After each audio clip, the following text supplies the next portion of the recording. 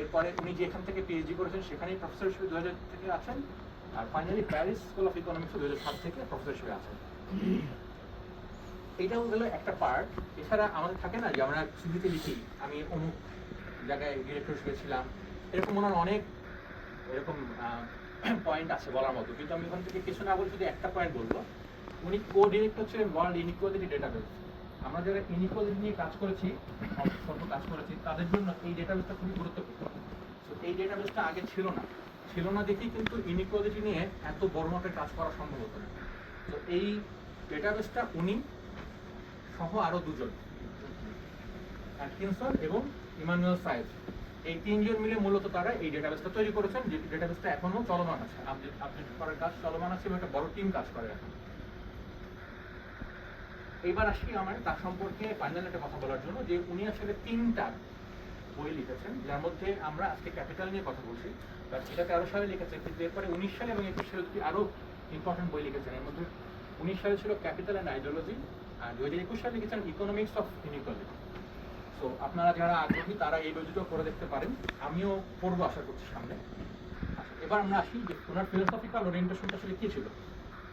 সেটা হচ্ছে পিকেটি সম্পর্কে বলা হয় যে ওনার প্যারেন্ট ছিল ট্রটস্কির ফলোয়ার, কিন্তু উনি 1991 সালে একবার রাশিয়ায় যান। রাশিয়ায় যাওয়ার পরে ওখানে রাশিয়ান সোসাইটি দেখার পরে উনি মনে করেন যে না, আসলে এটা ঠিক না, ক্যাপিটালিজমই ঠিক। তো দেখেন বিষয়টা হচ্ছে যে ওনার প্যারেন্টস কিন্তু ওনাকে একভাবে চিন্তা করাচ্ছিলেন, পরিবেশ একভাবে চিন্তা করাচ্ছিলেন, উনি যখন আসলেই গেলেন ওনার আইডিওলজিক্যাল শিফট হওয়ার পরে উনি ক্যাপিটালিজম বিলিভ করা শুরু করলেন। কিন্তু পার্থক্য যে জায়গাটায় সেটা হচ্ছে উনি স্টেট ইন্টারভেনশনেও এটার যেটা গুরুত্ব আছে সেইটা খুব ফিল করতেন, বিশ্বাস করতেন। তো ওনার কাজের মধ্যে আমরা এই জিনিসটা দেখবো যে উনি ক্যাপিটালিজমকে প্রশ্রয় দিতে চান, প্রশ্রয় না, বিষয়টা এরকম। উনি আসলে কেন এত বিখ্যাত রাইটার হতে পেরেছেন সেটা হচ্ছে উনি যে কোনো বিষয়ে, যেহেতু উনি লেখাপড়া করছেন ম্যাথমেটিক্সে, আবার ওনার প্রচন্ড আগ্রহ ছিল হিস্ট্রিতে, ইকোনমিক হিস্ট্রিতে। সো উনি হিস্টোরিক্যাল লেন্স দিয়েও দেখতেন, উনি স্ট্যাটিস্টিক্যাল লেন্স দিয়েও দেখতেন, এবং ইকোনমিক বা অথবা সোশ্যাল সায়েন্সে যে কোনো জিনিসকে যদি এই দুটো লেন্সে দেখা যায়, সো এটার আউটপুট অবশ্যই অনেক ভালো আসবে, এটা আমরা বুঝতেই পারি। তো বেসিক্যালি আসলে উনি তাহলে বুঝতে পারছি যে উনি আসলে হেটেরোডক্স ঘরানার একজন ইকোনমিস্ট, যিনি গ্রোথ নিয়ে কাজ করার তুলনায় ডিস্ট্রিবিউশন নিয়ে কাজ করতে সবসময় পছন্দ করেছেন। আচ্ছা, এবার আমি যদি বই সম্পর্কে একটু সামারি বলি, সেটা হচ্ছে এই বইটা প্রথম পাবলিশ হয় 2013 সালে অগাস্টে। ফ্রেঞ্চ নামটা আমি উচ্চারণ করলাম না। ট্রান্সলেটেড ইন ইংলিশ করেছিলেন আর্থার গোল্ডহ্যামার, পাবলিশ করেছিল হার্ভার্ড ইউনিভার্সিটি প্রেস 2014 সালে। বইটা বিশাল ভলিউমে, দেখছেন আপনারা, 685 পেজের, এর মধ্যে 677 পেজের মূল কন্টেন্ট, আর বাকিটুকু হচ্ছে নোটস। এই বইটা পাবলিশ হওয়ার পর সেটা নিউ ইয়র্ক টাইমসের বেস্ট সেলার হয়। 2 লাখ কপি বিক্রি হয় প্রথম বছরে, যেটা হার্ভার্ড ইউনিভার্সিটি প্রেসের জন্য রেকর্ড। এবং এটা কিন্তু ফিকশন বই না, নন ফিকশন বই, এবং এটার ভলিউম, এই দুটো জিনিস কনসিডার করার পরে একটু দেখবেন যে এই 2 লক্ষ কপি, এটা আসলে একটা বিশাল অ্যাচিভমেন্ট। আর এটা হচ্ছে যে এটা ব্রিটিশ একাডেমি মেডেল উইনার ছিল 2014 সালে। এই বইটা আসলে কেন এত বিখ্যাত সেটা হচ্ছে এই বইয়ে প্রায় 1998 থেকে 2013 সালের 15 বছরের রিসার্চের ফল এই বইয়ে আছে, এবং এই রিসার্চগুলো কিন্তু উনি একা করেন নাই। এই হিস্টোরিক্যাল ডাইনামিক্স অফ ইনইকুয়ালিটি এটা নিয়ে কাজ করেছেন, মানে ওয়েলথ এবং ইনকামের ডাইনামিক্স নিয়ে কাজ করেছেন উনি সহ, ওই যে ওনার আরো দুজন কোলাবরেটরের কথা বললাম তারাও। এবার তাদের কথা একটু বলি, একটু নাম থমাস পিকেটি, তার অন্যতম সহকর্মী স্যার অ্যান্টনি বার্নার্স অ্যাটকিনসন, ইনি ছিলেন হচ্ছে ব্রিটিশ, যার কারণে এনারা ফ্রেঞ্চ ট্যাক্স সিস্টেম নিয়ে গবেষণা করতেন, ইনি করেছেন ব্রিটিশ ট্যাক্স সিস্টেম নিয়ে, মানে যত ডেটা কালেক্ট করার ব্রিটিশ ডেটাগুলো কালেক্ট করেছেন ইনি করেছেন ফ্রেঞ্চ, ইনিও করেছেন ফ্রেঞ্চ, এবং ইনি কিন্তু একজন ট্যাক্স থিওরির স্পেশালিস্ট, ইমানুয়েল সাইজ, উনি বেসিক্যালি স্পেনের, বাট ইনার তিনজন মিলে আসলে ওয়ার্ল্ড ইনইকুয়ালিটি ডেটাবেস নিয়ে মানে একটা বিশাল অবদান রেখেছেন তৈরি করার ক্ষেত্রে। এবার আমরা যদি বইটা নিয়ে বলি, যে বইটা আসলে এই বইয়ের কি কন্ট্রিবিউশনগুলো কি। প্রথম কথা হচ্ছে এটা আমাদের ইকোনমিক যে ডিসকোর্স, আমরা গ্রোথকে প্রিচ করছি, আমরা সবসময় ইকোনমিক মানেই হচ্ছে আমরা গ্রোথকে কিভাবে বাড়াতে পারি সেটা নিয়ে কথা বলবো, সেটা নিয়ে থিওরি ডেভেলপ করব। সেই জায়গা থেকে জাস্ট মানে একটা বই লেখার মাধ্যমে ডিসকোর্সটা পুরোপুরি চেঞ্জ করে দিয়েছেন। এবং আপনারা যদি একটু স্টাডি করে দেখেন যে এই বইটা 2014 সালে পাবলিশ হয়, তার আগে 2008-এর পর কিন্তু ওয়াল স্ট্রিট মুভমেন্ট হয়, occupy Wall Street, we are the 99% movement হয়, টপ 1%, টপ 0.1% যারা অ্যাসেট হোল্ড করে তাদের বিরুদ্ধে আন্দোলন হয়। এই সব আন্দোলনগুলোকে একটা থিওরিটিক্যাল ব্যাকগ্রাউন্ড দেওয়ার জন্য এই বইটা খুবই ইফেক্টিভ বই হিসেবে অবদান রাখে। এরপরে আমরা যদি বলি যে সেটা উনি এতদিন ইনকাম ইনইকুয়ালিটির কথা হতো, ডিস্ট্রিবিউশনের কথায় আসলে সেটা আমরা বেসিক্যালি ইনকাম ডিস্ট্রিবিউশনের কথা বলতাম। উনি প্রথম ওয়েলথ ডিস্ট্রিবিউশন সামনে এনেছেন এবং ওনার থিসিসের মূল বিষয়টা কিন্তু এই জায়গাটা যে ইনকাম ডিস্ট্রিবিউশন আমরা কথা বলছি ঠিক আছে, কিন্তু ইনকাম ডিস্ট্রিবিউশন আসলে back by wealth distribution. Wealth distribution যেটাকে আমরা বলি ইনহেরিটেন্সের যে প্রভাব, এই প্রভাবের কারণে অ্যাসেট অ্যাকুমুলেশন বা ইনকাম ইনইকুয়ালিটি এটা চলমান থাকবে। ওনার মূল থিসিস এটা। উনি প্রথম প্রোগ্রেসিভ ট্যাক্সেশনকে খুব বেশিভাবে এই পক্ষে আর্গুমেন্ট ডেভেলপ করার চেষ্টা করেন এবং এইটাই কিন্তু সেই জায়গা যেটা পলিটিক্যাল ডিবেট, ইউএস পলিটিক্যাল ডিবেটকে উস্কে দিয়েছিল, এই প্রোগ্রেসিভ ট্যাক্সেশনের যে ওনার কনসেপ্ট বা উনি যেটা পিচ করছিলেন। এরপরে চ্যালেঞ্জিং ট্রিকল ডাউন ইকোনমিক্স, আপনারা জানেন যে এটার এই তত্ত্বের জন্য বিখ্যাত হচ্ছে কুজনেস কার্ভ বলে একটা কার্ভ আছে ইকোনমিক্সে ইনইকুয়ালিটি নিয়ে আলোচনার ক্ষেত্রে। এই বইটা কুজনেস 1953 সালে এই কার্ভটা ডেভেলপ করেন। কিন্তু ইন্টারেস্টিং বিষয় যে এই কার্ভটা উনি যখন ডেভেলপ করেন এই কার্ভের কিছু লিমিটেশন ছিল, এটা উনি ওনার বইয়ে লিখেছিলেন, কিন্তু যখন উনি এটা পলিটিক্যাল ফোরামে আলোচনা করতেন তখন উনি এই লিমিটেশনগুলো কখনো বলতেন না। মানে ওনার এই বিষয়টা টোটালি পলিটিক্যালি মোটিভেটেড ছিল এবং প্রোগ্রেসিভ ট্যাক্সেশনের মানে যারা ধনী তারা ওনাকে মানে এটা নিয়েও মানে এটাকে কনস্পিরেসি থিওরি বলি বা আলোচনা বলি, এটাও আছে যে উনি ফাইন্যান্সড বাই দোজ অ্যারিস্টোক্র্যাট যারা আসলে চাচ্ছিল যে প্রোগ্রেসিভ ট্যাক্সেশন না আসুক। প্রোগ্রেসিভ ট্যাক্সেশন মানে ধনীর কাছ থেকে বেশি বেশি ট্যাক্স নেওয়া, এই জিনিসটা না আসে। তো এই জন্য উনি আসলে এই যে ট্রিকল ডাউন ইকোনমিক্সের কনসেপ্ট দিয়েছিলেন, সেটা হচ্ছে এটার মূল কথাটাকে বাংলায় আমরা বলি চুইয়ে পড়ার অর্থনীতি। বিষয়টা নাকি এরকম, একটা বড় উপরে একজন মানুষ, তার গ্লাসে পানি আছে, পানি যদি বেশি থাকে সে কিছুটা খাওয়ার পর বাকিটা নিচে ঢেলে দেবে, তারা আরো নিচে ঢেলে দেবে। তার মানে আসলে সে যদি ভালো থাকে, টপে যারা আছে, তাহলে তার থেকে সে খরচ করবে, তার খরচে নিচের লোকরাও আর্ন করতে পারবে। এই হচ্ছে ওনার মূল কনসেপ্ট। কিন্তু আমরা পৃথিবী জুড়ে সবসময় দেখে আসছি যে আসলে সাবসিডি মূলত গরিবের থেকে উপরের দিকে যায়, ধনীর দিকে যায়, এটা রিভার্স হয় আসলে। তো এই ট্রিকল ডাউন ইকোনমিক্সকে উনি চ্যালেঞ্জ করেন, তীব্রভাবে চ্যালেঞ্জ করেন। এরপরে আসেন যে উনি মার্কসিজমের যে থিওরি, মার্কসের থিওরিকে প্রচন্ডভাবে মানে মার্কস যেটা বলছিলেন অ্যাপোক্যালিপটিক ভিউ, আমি আলোচনা করব যে এনার এই ভিউটা ছিল এটাকে এভাবে বলছেন যে মার্কসের অ্যাপোক্যালিপটিক ভিউকে আমি বিশ্বাস করি না, একই সাথে ক্রিকেটিভ ফেইরি টেল এটাকেও আমি বিশ্বাস করি না।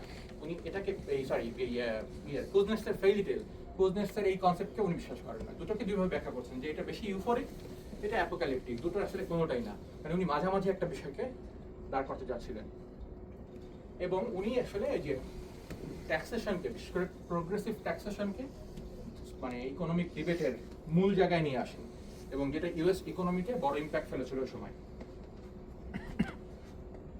আচ্ছা, এবার আমি এই এখানে বসে থাকার সময় আপনি বলছিলেন যে এই অর্ণব মনে বলছে না বলছিলেন যে আমরা এই বইটা পড়তে হলে আমাদের কি কি জিনিস আগে থেকে জানা থাকা দরকার। তো আমি এখানে ওই জন্য এই কয়েকটা টপিক, কয়েকটা কনসেপ্ট একটু আলোচনা করে নিই বইয়ের ভেতরে ঢোকার আগে। এটা হচ্ছে ইনকাম ইনইকুয়ালিটি বলতে আমরা কি বুঝি। এটা বোঝার জন্য আমরা প্রথমে বুঝি যে ফ্যাক্টরস অফ প্রোডাকশন বলে একটা বিষয় আছে। সেটা হচ্ছে একটা ফার্ম তৈরি করার জন্য কিছু এন্টারপ্রেনার লাগে, মানে লেবার লাগে, কেউ ক্যাপিটাল দেয়, কেউ লেবার দেয়, একটা বিল্ডিং নেওয়া লাগতে পারে, তার জন্য বিল্ডিং রেন্ট করা লাগতে পারে, ল্যান্ড লাগে। তো মূলত আমরা ফ্যাক্টরস অফ প্রোডাকশনকে 4 ভাগে ভাগ করি। একটা হচ্ছে ল্যান্ড, লেবার, ক্যাপিটাল, এন্টারপ্রাইজ। প্রত্যেকটা ফ্যাক্টরস অফ প্রোডাকশনের জন্য কিন্তু কিছু পে করতে হয়।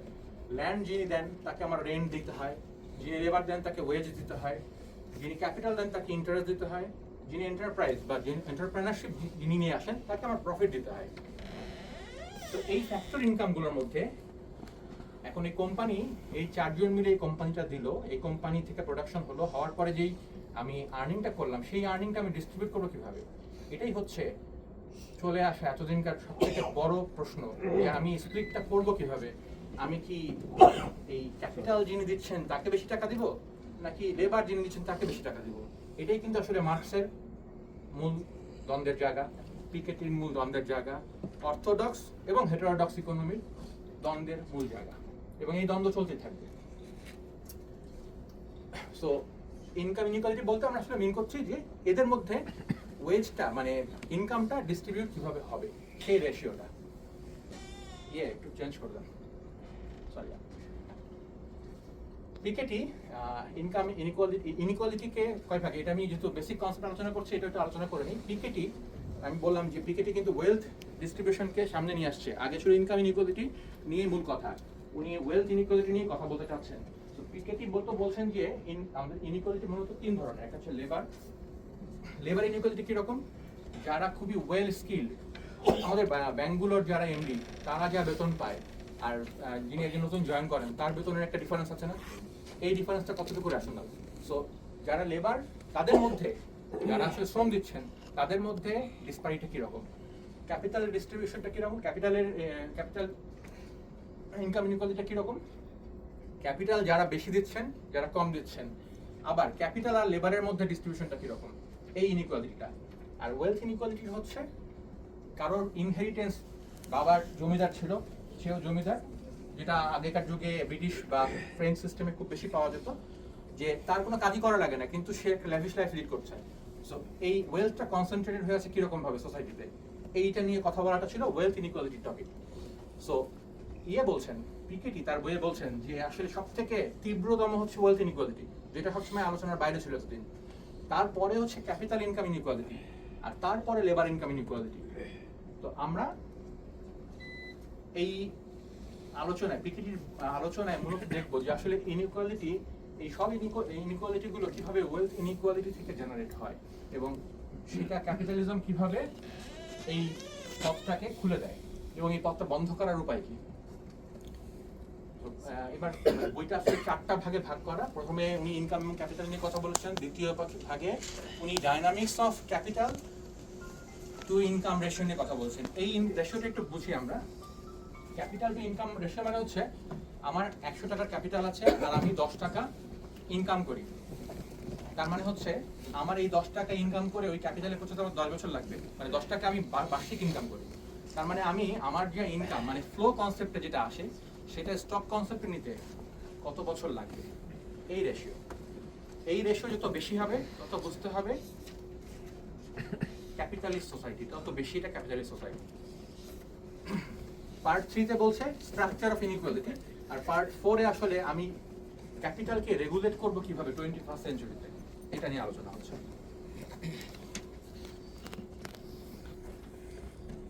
এই বইয়ের 4টা পার্ট বললাম এবং চ্যাপ্টার 16টা চ্যাপ্টারের মধ্যে আমি ডিটেলসে না যাই, জাস্ট কিছু বলি। ইনকাম এন্ড আউটপুট নিয়ে কথা হচ্ছে, গ্রোথের ইলিউশন নিয়ে কথা হচ্ছে। পিকেটি বলছেন যে গত শতকে আমরা যে ম্যাসিভ গ্রোথ দেখেছি এটা আসলে একটা ইলিউশন, এবং এটা আসলে ইকোনমিতে একটা শকের কারণে, এটা ক্যাপিটালিজমের রেগুলার পথ না। এরপরে উনি আলোচনা করছেন মেটামরফোসিস অফ ক্যাপিটাল, ক্যাপিটালের আসলে ধরন কি কি এবং সেগুলো কোন সময়ে কোন ক্যাপিটালটা সামনে আসছিল, এটা নিয়ে স্যার একটু ইন্ডিকেশন দিয়েছিলেন তখন। ফর্ম, এটা দুই ওয়ার্ড নিয়ে কথা বলছেন, ইউরোপ আর নতুন, মানে নিউ ওয়ার্ল্ড বলতে উনি আসলে মেইনলি ইন্ডিকেট করছেন ইউএসএ কে। এরপরে ক্যাপিটাল টু ইনকাম রেশিওর যে লং রানে ট্রেন্ড সেটা নিয়ে আলোচনা করেছেন, ক্যাপিটাল লেবার স্পিরিট নিয়ে আলোচনা করেছেন, ইনইকুয়ালিটি এবং ওয়েলথ কনসেন্ট্রেশনের প্রিলিমিনারি আইডিয়া দিয়েছেন প্রথমে, আবারও টু ওয়ার্ল্ড নিয়ে ডাটা নিয়ে আলোচনা করেছেন।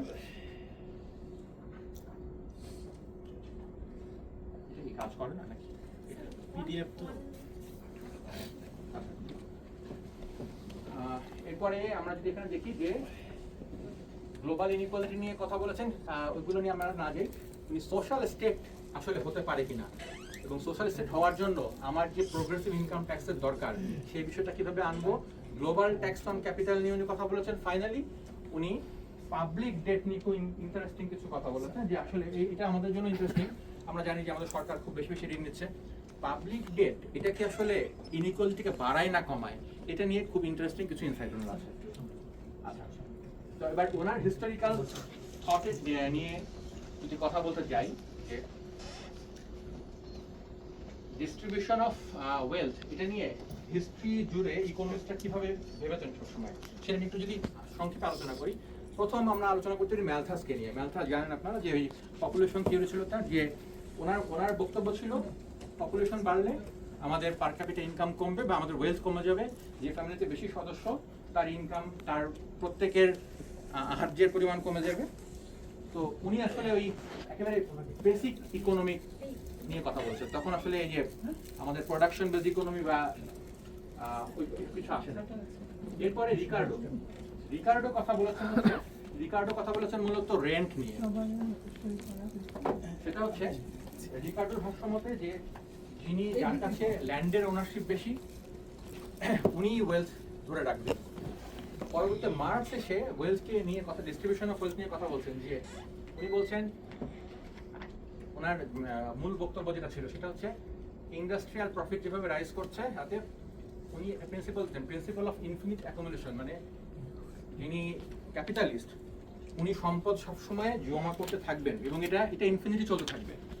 মানে সবসময় সম্পদ পুঞ্জীভূত থাকবে একটা গ্রুপের কাছে এবং সেটা ইনফিনিটলি চলতে থাকবে।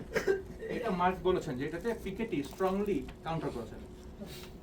আর এবং আমি আগেও বলেছিলাম যে উনি যেহেতু ইন্ডাস্ট্রিয়াল ক্যাপিটালিজমের সময়কার মানুষ, উনি আসলে ওগুলো নিয়ে কথা বলতেন বেশি।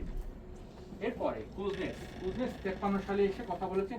উনি প্রথম বললেন যে না, আসলে পৃথিবীতে ইনইকুয়ালিটি কমছে, বাড়ছে না। এবং আমি তো একবার বলেছি যে এটা আসলে পলিটিক্যালি মোটিভেটেড কথা ছিল। পরে এবার আসি, এই কথাটা আমি অলরেডি বলে ফেলেছি যে মার্কস যে অ্যাপোক্যালিপটিক ভিউ দিতেন ওয়ার্ল্ড ইনইকুয়ালিটি নিয়ে, এই যে ছবিটা আমি গতকালকে এআই দিয়ে বানালাম। মার্কসের বক্তব্য ছিল এরকম যে ক্যাপিটালিজমের বিল্ট ইন নেচার হচ্ছে কেন ওভার প্রোডাকশন হবে, মার্জিনাল প্রফিট রেট কমতে থাকবে, মানে মার্জিনাল প্রফিট কমতে থাকবে, ফলিং থাকবে। ফলে আসলে ক্যাপিটালিস্ট সোসাইটি এটা বেশি দিন রান করতে পারবে না। যারা ওয়েজ বা লেবার তারা সবসময় বঞ্চিত হতে একসময় রিভল্ট করবে। সোসাইটিতে একটা অ্যানার্কি ক্রিয়েট হবে, তারা পাওয়ারটাকে গ্র্যাব করবে। আমি যদি সহজ ভাষায় বলি বিষয়টা এরকমই, যেটা প্রোলেটারিয়েট রিভলিউশনের মাধ্যমে ক্যাপিটাল সোসাইটি এটা ধ্বংস হবে। এটা ছিল একটা এক্সট্রিম, অ্যাপোক্যালিপটিক এক্সট্রিম পার্ট। এবার আমি একটু যে ইউফোরিক এক্সট্রিমটাতে আসি। কুজনেস যেটা বলছে, কুজনেসের মূল কথা খুব সহজ। কুজনেস বলতেছে যে আমি যদি ক্যাপিটালিস্টদেরকে বড় হতে দেই, তাদের জন্য ট্যাক্স রেট কম রাখি, সে বেশি ইনকাম করবে, বেশি ইনভেস্টমেন্ট যাবে। ডেভেলপিং ইকোনমিতে এভাবেই ডেভেলপমেন্ট হয়। একটা পিক পয়েন্টে পৌঁছানোর পরে যেটা হবে, সে আসলে এটা ডিস্ট্রিবিউট করতে থাকবে।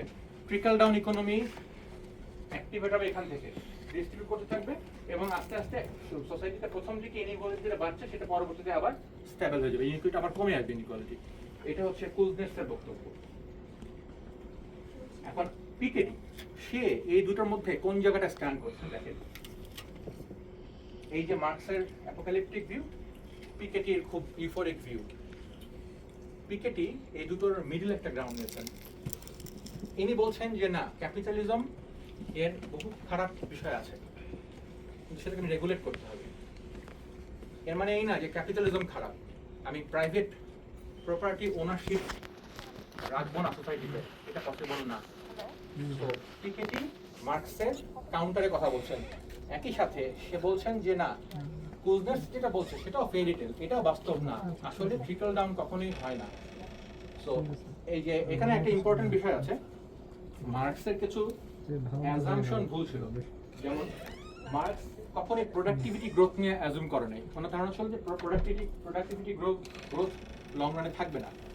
পিকেটি বলছে না, থাকবে। এবং আমরা যদি এখন বিশেষ করে, এটা তো বইটা লিখেছেন 2014 সালে, 2021 পরবর্তী আর্টিফিশিয়াল ইন্টেলিজেন্স নিয়ে যে রিপোর্টগুলো আসছে বা পাবলিকেশনগুলো আসছে, সেখানে কিন্তু প্রেডিক্ট করা হচ্ছে যে আমরা সুপার গ্রোথের দিকে আগাচ্ছি। এটা কতটুকু সত্য কতটুকু মিথ্যা সেটা সময় বলবে, বাট ইন্ডিকেশনটা এটা যে আসলে এই যে জিরো প্রোডাক্টিভিটি গ্রোথ, এটা মিথ, প্রোডাক্টিভিটি গ্রোথ থাকবে। আর একটা হচ্ছে যে মার্কসের একটা ধারণা ছিল যে ইলাস্টিসিটি অফ সাবস্টিটিউশন, মানে মার্কস মনে করতেন যে ক্যাপিটাল আর মানে এটা ইয়ে না, মানে ক্যাপিটাল দিয়ে লেবারকে রিপ্লেস করা যাবে না। পিকেটি বলছে যে না, এই সাবস্টিটিউশন পসিবল এবং এই সাবস্টিটিউশন এটা খুবই হাইলি ইলাস্টিক এবং এটা একের থেকে বেশি। সুতরাং আমার ক্যাপিটাল বাড়লে এর মার্জিনাল প্রোডাক্টিভিটি যে কমে যাবে এমন নাও হতে পারে, এটা বাড়তেও পারে।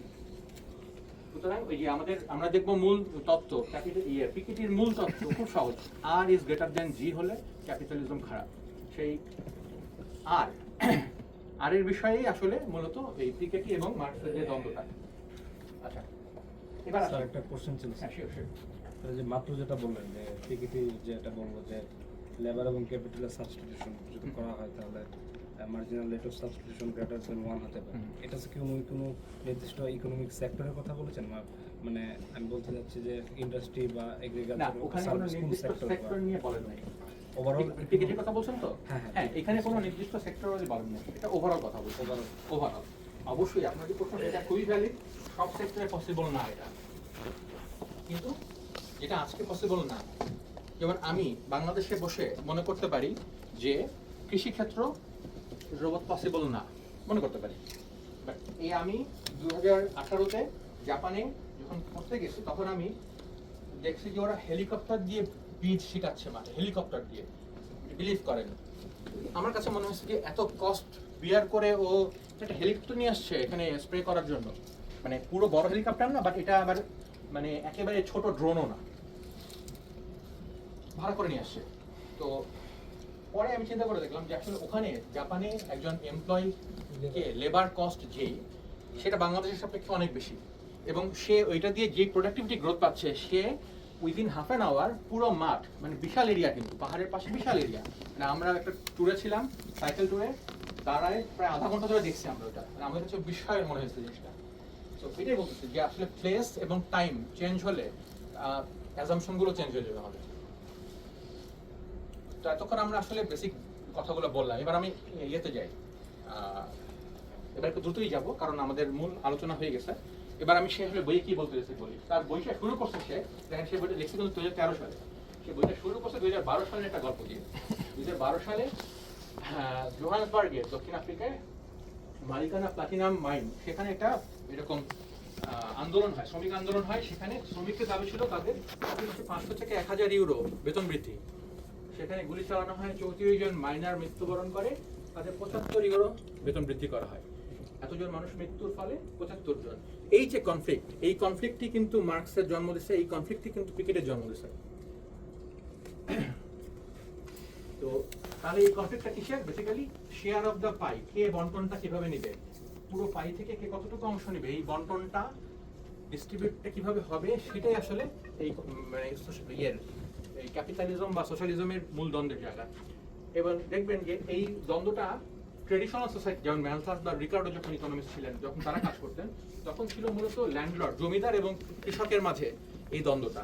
পরবর্তীতে মার্কসের সময়, মার্কস যেহেতু যখন কাজ করছেন তখন কিন্তু আমরা প্রোডাকশন সিস্টেমে চলে গেছি ইন্ডাস্ট্রিয়াল রেভলিউশনের পর। তো তখন কিন্তু আসলে যে ক্যাপিটাল এবং লেবার, তখন আমি আসলে তখন ফ্যাক্টরি বেসড চিন্তা ভাবনা করছি, আমি আর ওই ল্যান্ড লেবারে যাচ্ছি না। উনি তখন মার্কস কথা বলছেন হচ্ছে ক্যাপিটাল এবং লেবার নিয়ে। তো ডিস্ট্রিবিউশন এন্ড কনফ্লিক্টের মূল বক্তব্য হচ্ছে এই ডিবেটটা কিভাবে করব। আরেকটা ইন্টারেস্টিং বিষয় আছে, ফ্রি মার্কেট ইকোনমি বা প্রাইভেট প্রপার্টি, এটা কি আসলে এই ডিস্ট্রিবিউশনটাকে ঠিক রাখতে দিবে? এই দুটো হচ্ছে মেজর প্রশ্ন ক্যাপিটালিজম এবং সোশ্যালিজমের দ্বন্দ্বের। আচ্ছা, এবার পিকেটি তার বইয়ে দি মেটামরফোসিস অফ ক্যাপিটাল নামে একটা চ্যাপ্টার লিখেছেন, প্যারা লিখেছেন নাকি, সেখানে উনি দেখাচ্ছেন যে এই বিষয়টা কিন্তু স্যার আমাদের ইডি স্যার প্রথমে বলে গেলেন যে আগেকার যুগে তো আসলে ফ্যাক্টরি বলতে মানে ক্যাপিটাল বলতে আমরা ল্যান্ড ফ্যাক্টরি এগুলো মিন করতাম। তখন আমার এই স্লাইডটার কথা মনে হচ্ছিল যে ল্যান্ড ফ্যাক্টরি এগুলো ছিল আগেকার যুগে, এখন এগুলো আছে, কিন্তু এখন আমরা খুব বেশি আকারে ফাইন্যান্সিয়াল অ্যাসেটের দিকে ঝুঁকে পড়েছে, মানে অ্যাসেট কনসেন্ট্রেশন এখন মূলত ফাইন্যান্সিয়াল অ্যাসেটে বলতে বোঝাই আমরা। এবং 2007-08 যে ক্রাইসিস, আপনারা একটু পড়লে দেখবেন যে মূলত এটার কারণটা ছিল প্রচন্ড আকারে ফাইন্যান্সিয়ালাইজেশন বেড়ে যাওয়া, অ্যাসেটের ফাইন্যান্সিয়ালাইজেশন বেড়ে যাওয়া। কারণ ফাইন্যান্সিয়াল অ্যাসেটে স্পেকুলেশন করা সহজ, স্পেকুলেশন করার মতো করেই তৈরি করা হয় এগুলোকে। আপনি এই মূল অ্যাসেট মানে যেগুলোকে ফিজিক্যাল অ্যাসেটে স্পেকুলেশনকে এই লেভেলে নেওয়া সম্ভব না। আচ্ছা, আরেকটা বিষয় আছে, ফাইন্যান্সিয়াল অ্যাসেট এটা তো আসলে কোনো ফিজিক্যাল প্রপার্টি না, এটা আপনি পকেটে করে আর বেশি নিতে পারেন, মানে ক্যাপিটাল ফাইট করা সম্ভব। সো মানুষ যারা বেশি ওয়েলদি, যারা ট্যাক্স হেভেনে যেতে চায়, যারা ট্যাক্স ফাঁকি যেতে চায়, তারা তাদের ফান্ডগুলো পার্ক কখনোই ল্যান্ড করবে না, কখনোই রিয়েল এস্টেটে করবে না, করবে অন্য দেশের রিয়েল এস্টেটে, নিজের দেশ থেকে নিয়ে যাবে বা ফাইন্যান্সিয়াল অ্যাসেটে রাখবে। তো আমরা এই পিকেটি লাস্টের যে চ্যাপ্টার, সেখানে উনি বলছেন যে আমাদের গ্লোবাল ওয়েলথ ট্যাক্স ব্যবস্থা চালু করতে হবে। মানে উনি ফোকাস করছেন এই জায়গাটা, এই যে ওভার ফাইন্যান্সিয়ালাইজেশন অফ সোসাইটি, এইটাকে আমি কি করে কর ব্যবস্থার মধ্যে আনবো এবং কিভাবে রিডিস্ট্রিবিউট করবো, এটা ওনার একটা মূল বক্তব্য ছিল। তো এখানে আমি আর এগুলো নিয়ে আলোচনা না করি, একটু যদি আমরা এই স্লাইডটা দেখি, এখানটায় দেখা যাচ্ছে যে value of private capital percent of world income. আচ্ছা দেখেন ইউরোপে, মানে এটা হচ্ছে বেসিক্যালি ওই যে আমাদের বিটা, যে বিটাটা পরে বলছি, ইউরোপ, আমেরিকা, আফ্রিকা এবং এশিয়া।